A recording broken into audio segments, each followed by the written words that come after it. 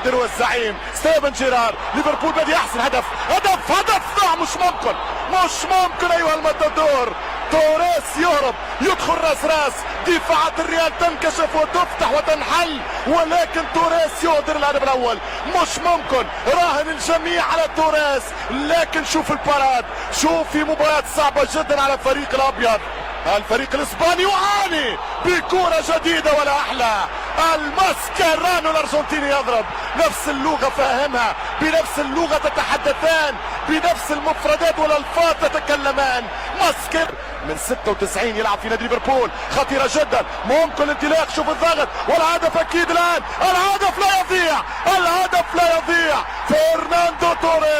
فرناندو توريس يسجل الثانية في مرمى كاسياس. اي دفاع للنادي الاسباني، اي ديفنس للفريق الملكي. الهدف كان واضح سياتي، كان آت لا محالة. الامضاء فرناندو توريس في الدقيقة 16 في اول ربع ساعة. ليفربول يسجلون الاهداف بخطأ قاتل في دفاعات المرنجي، وكالعادة متعودة دايما دفاع الريال هو الاشكال. شوف ضاعت على ديارة، ينطلق جيرارد وكان نافار. الله على كورة، الله يا جيرارد. امام من؟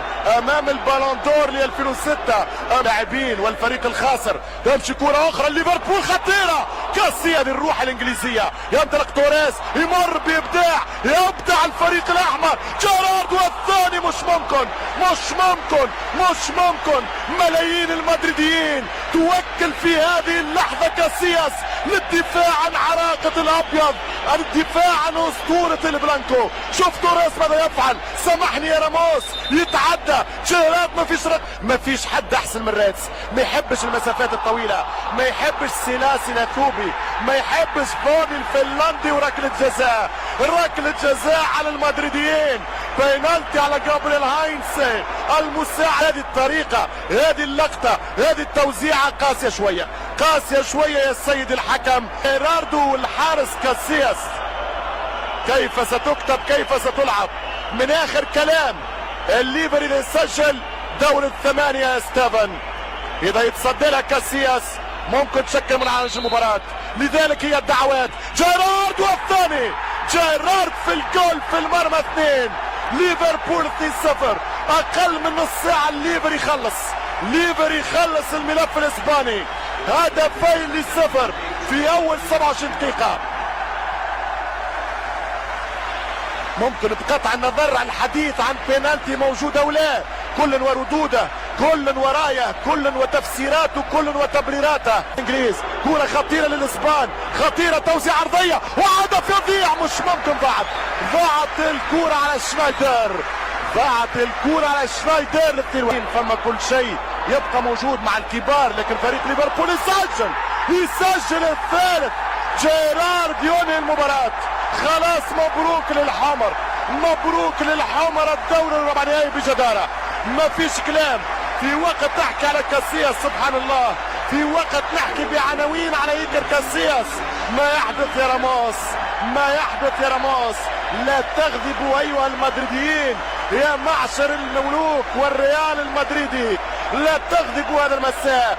اليوم بالذات لا تنحرجوا من الخسارة ولا تهتزوا لهذه الهزيمة الثقيلة، لأنه الفريق ما قدم شيء. بيت والسكنات وركنات كاسيوس محمد علي كلاي. الكرة هذه، شوف الليفر، مش ممكن يا ليفر، مش ممكن أنت يا كاسياس، مش ممكن كاسياس